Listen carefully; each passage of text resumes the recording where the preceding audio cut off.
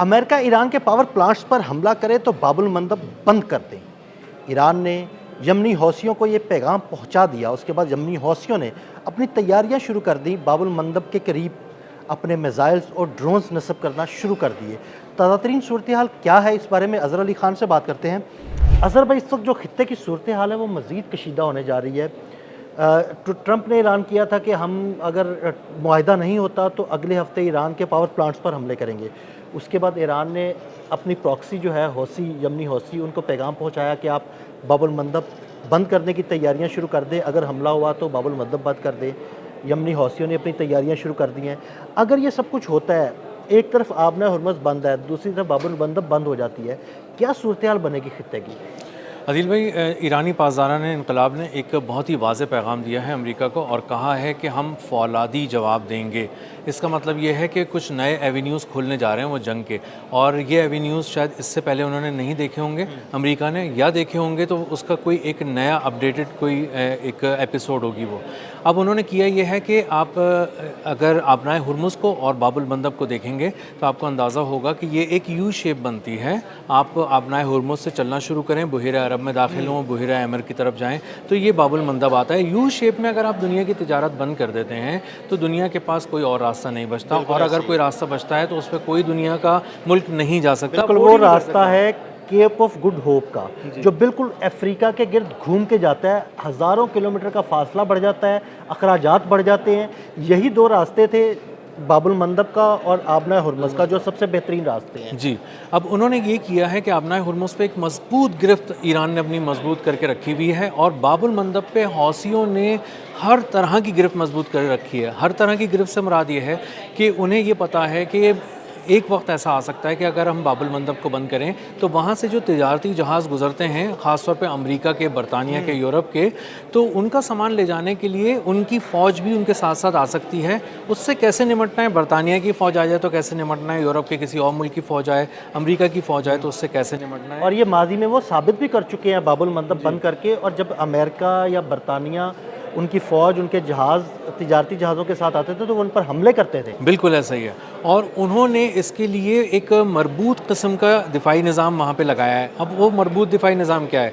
वो मरबूत दिफाई निज़ाम ये है कि अगर पानियों में कोई जंग करना चाहे उस मकाम पे, उस खित्ते में, तो हम कैसे लड़ेंगे उससे, वो उन्होंने करके दिखाया है हमलों की सूरत में। और इसी के साथ साथ उन्हें ये पता है कि जब भी कोई हमला होने जा रहा होगा, एक बहुत ऊंचाई में MQ-9 रीपर ड्रोन गुजरेगा, कोई और इस तरह का ड्रोन आएगा जो सर्विलेंस के लिए आएगा, हमारी की साइट्स को देखेगा, तो उन्होंने उसको एक के बाद एक के बाद एक तबाह करके कई एक MQ-9 रीपर ड्रोन, काफ़ी ड्रोन्स तबाह किए हैं। जी, उन्होंने कुछ अरसे में 5-6 ड्रोन्स तबाह किए हैं। तो उससे अंदाज़ा ये हुआ कि आप कई कई मिलियन डॉलर के ड्रोन, 30-30 मिलियन डॉलर के ड्रोन 5-5, 6-6 जब अगर आप तबाह कर रहे हैं कम वक्त में अंदर, तो आप अमेरिका को ये पैगाम दे रहे हैं कि तुम हम पे नज़र भी नहीं रख सकते, हमला करना तो बहुत दूर की बात है।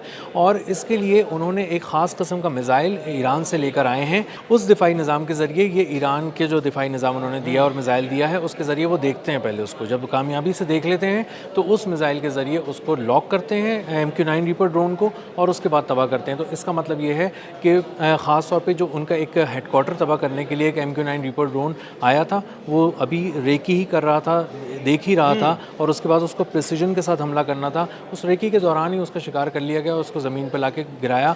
तो पानियों में भी वो गिर चुका है यमन के, और सहराओं में भी गिर चुका है। तो इसका मतलब ये है कि एक बहुत बड़ी रेंज है जिसमें हौसियों का बहुत ही मजबूत गिरफ्त है। और आप हौसियों को एक मुसल्लह ग्रोह की सूरत में सिर्फ ऐसा नहीं देख सकते कि वो ज़मीन पे कुछ लोग गन लेके खड़े हैं और वो हमला करेंगे। नहीं, उनके पास बड़ा जदीद असलहा है, उनके पास ड्रोन्स हैं, उनके पास मिसाइल्स हैं, उनके पास ऐसी बोट्स हैं जो समंदर में बहरी जहाज़ों को निशाना बनाती हैं। जी, तो इसी तरह, इसीलिए वो जब भी ये बात करते हैं कि हम बाबुल मंदब बंद कर देंगे, तो वो कोई भड़क नहीं है कि आप अचानक किसी को और वो माजी में करके साबित कर चुके हैं अज़हर भाई। भी बिल्कुल कर चुके हैं, और उन्होंने इस बात को यकीनी बनाया है कि वहाँ से कोई गुजर ना सके। और इसीलिए वो इतने कॉन्फिडेंट थे कि उन्होंने $5 मिलियन की फ़ीस रख दी थी कि हम ये रखने जा रहे हैं, और उसका तमाम पेपर वर्क भी मुकम्मल कर लिया था। लेकिन चूंकि अभी ईरान ने उनको इस तरह से इजाज़त नहीं दिया था, हाँ, ग्रीन सिग्नल नहीं आया, तो इसलिए उन्होंने नहीं किया। वरना उनकी तैयारी इतनी मजबूत थी कि उन्होंने कहा अगर वहाँ पे आप $2 मिलियन आबनाए हुर्मुज़ पे चार्ज कर रहे हैं तो हम पर सिर्फ $5 मिलियन लेंगे। और अगर इस तिजारती रास्ते को आदिल भाई बंद कर दिया जाता है और किसी तरह का हमला होता है यू शेप में, अगर ये चीज़ बंद हो जाती है तो उसके बाद कहाँ जाएंगी पेट्रोल प्राइसेस, फ्यूल प्राइसेस, कोई नहीं जानता। बिल्कुल असर भाई, मैं यही आपसे सवाल करने वाला था कि पेट्रोल प्राइसेस के साथ साथ दुनिया भर की तिजारत इस रास्ते से होती है, जिसमें एशिया है, यूरोप है, इन दोनों की मंडियां किस हद तक मुतासिर होंगी? पेट्रोल के साथ साथ अशियाए ख़ोर-ओ-नोश की कीमतें कितना ऊपर चली जाएंगी? जी, असल में ये होगा कि आपके बहुत सारे जहाज़ फर्टिलाइज़र लेके जा रहे होते हैं, खाद महंगी होगी तो अजनास महंगी हो जाएंगी, तमाम किस्म की जो पैदावार है वो महंगी हो जाएगी। आप एक लग्जरी आइटम से लेके एक नेसेसिटी का आइटम, जो ज़रूरी आइटम है, वो हर चीज़ डबल से भी ज़्यादा हो जाएगी। और इसका मतलब ये है कि आपकी पूरी मईशत बैठ जाएगी। और अब मईशत का जो भट्टा है वो खरबों डॉलर की मईशत का भट्टा एक साथ बैठेगा, तो ये कोई एक इलाके का मसला नहीं है, ये एक आलमी मईशत पे ज़रब होगी। और ये कारी ज़रब इस कदर ज़ोरदार होगी कि इसकी ताब डोनाल्ड ट्रंप नहीं ला सकेंगे, क्योंकि पूरी दुनिया जो अभी चीख रही है, अभी देखें ना पेट्रोल प्राइस कहाँ पर है, ख़ुद पाकिस्तान में कहाँ पर है, दुनिया में कहाँ पर है, खुद अमेरिका में लोग चीख रहे हैं। तो अगर इसको आप मज़ीद बढ़ा देते हैं तो इसका तो आप एक तो लोग परेशान, फ्यूल मिलेगा नहीं, फ्यूल मिलेगा तो बहुत ज़्यादा पैसों में मिलेगा, आप कोई चीज़ ख़रीद नहीं सकेंगे। जब तिजारत रुक जाएगी तो उसके बाद जॉब्स का क्या हाल होगा? तिजारत रुक जाएगी तो इसका मतलब मईशत का पहिया रुक जाएगा। बिल्कुल। जब मईशत का पहिया रुक जाएगा तो दुनिया भर में महंगाई आसमान को छूने लगेगी। गरीब से लेके अरबपति तक सब की ऐसी तैसी हो जाएगी, सब कंगाल होने लगेंगे, सबको बुरी तरह हिट लगेगी मुआशी तौर पे, और लोग पूछते फिरेंगे कि अब इसका हल क्या है। तो वो डोनाल्ड ट्रंप एक दफ़ा भी ये बर्दाश्त नहीं कर सकेंगे कि यूरोप से उनको ऐसी कॉल्स आएँ जिसमें वो कहें कि इसको 1 घंटे के अंदर खुलवाओ वरना तो हम बर्बाद हो जाएंगे। क्या डोनाल्ड ट्रंप की समझ में ये बातें नहीं आ रही कि अगर वो ईरान में पावर प्लांट्स को निशाना बनाते हैं, उसके बदले बाबुल मंदब बंद हो जाती है, दुनिया भर की मईशत रुक जाती है, दुनिया भर की मईशत रुक जाती है, तो एक बुहरान पैदा हो जाएगा? डोनाल्ड ट्रंप क्या पागल है?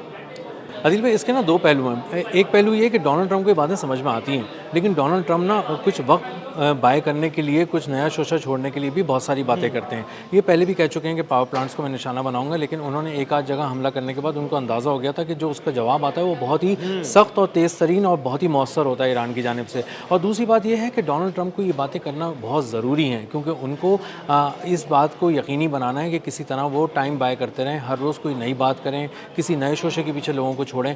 और ईरान के पास इसकी मुकम्मल तैयारी है। अगर आप ईरान के पावर प्लांट्स और पानी छीन लेंगे ना, बिजली और पानी छीन लेंगे, ये आखिरी चीज़ बची है ईरान के पास, एक ऐसी जो हर शहरी तक पहुंच रही है। अगर है ना सारी ये बिल्कुल आपने उनका तेल बंद करने की कोशिश की है, मुआशी ज़रबें लगाई हैं, क़यादत को शहीद किया है, ये सारी चीज़ों के साथ जब आप उनका पानी और बिजली बंद करेंगे तो उसके बाद ईरान के पास इसके अलावा कोई और चारा नहीं होगा कि वो बहुत ही ज़ोरदार हमले करे। और वो अपने हिसाब से, जिसे आप कहते हैं ना कि बहुत बड़े हमले, एटमी लेवल के हमले, जो ईरान के पास दस्तयाब जो भी साजो सामान है हर्ब का, वो उसको लेकर आएगा। और जो वो कह रहे हैं कि हमारे पास बहुत सारा ऐसा सामान है जो अभी हमने इस्तेमाल नहीं किया, हम रेस्टोरेंट का मुजाहरा कर रहे हैं, वो असलहा, वो हथियार, वो ख़तरनाक चीज़ें हम इस्तेमाल होती देखेंगे। और इस बार एक नया अरीना होगा, एक नया जंग का माहौल होगा, एक नई जंग की विंडो खुलेगी जो बिल्कुल नए मंजर दिखा रही होगी। और उससे पहले ये विंडो हमने नहीं खोली थी। इससे पहले हम देख रहे थे अली सालिम एयरबेस है वगैरह वगैरह, बहुत सारे एयरबेसेस हैं मशरिक़ वस्ता के। हो सकता है कि कोई नए टारगेट्स हों और उन टारगेट्स का सिर्फ ईरान को पता है, और बार बार वो इसीलिए इसकी डिटेल रिवील नहीं करते कि कहीं से आप अंदाज़ा ना लगा लें। तो ईरान पे अगर हमला इस तरह किया गया कि उनका पानी और बिजली काटी गई, तो उसके बाद वो एक क़यामत ढा देंगे। और वो किन एवेन्यूज़ पे क़यामत ढाएंगे ये ईरान को मालूम है। और ईरान बिल्कुल नए अंदाज से आएगा। और ये जंग जो ईरान से शुरू हुई है बाबुल मंदब से भी आगे चली जाएगी, और ये पूरा खित्ता एक बहुत बड़ी जंग की आग में आपको जलता हुआ नज़र आएगा। बहुत शुक्रिया अज़हर भाई। अज़हर भाई ने इस सारे मामले पर बड़ी तफसील के साथ रोशनी डाली। मज़ीद अपडेट्स के लिए मैं फॉलो करते रहें। अदील अहमद और अज़हर अली ख़ान को इजाज़त दीजिएगा। अल्लाह हाफ़िज़।